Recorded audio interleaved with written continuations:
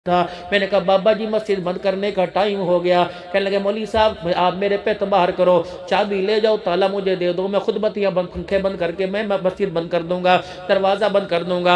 मैंने कहा बुजुर्गा क्यों बैठा हुआ है? कहा मौलवी साहब 3 साल हो गए औलाद कोई नहीं, 12,000 मरतबा अल्लाह का नाम मैंने लेना है, क्या पता खुदा खैर डाल दे।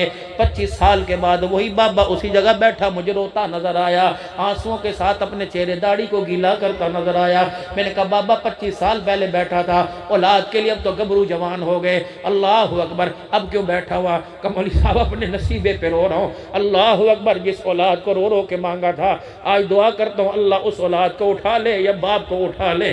मैंने कहा क्या हुआ? कि मैंने अल्लाह से औलाद मांगी लेकिन औलाद का किरदार ना मांगा। जिस बच्चे को मैंने खुदा से मांगा था और उम्मीद रखी थी कि कंधे पे बिठा के हज कराएगा, आज उस बच्चे ने 2 रोटियों की वजह से मेरा गिरेबान पकड़ लिया।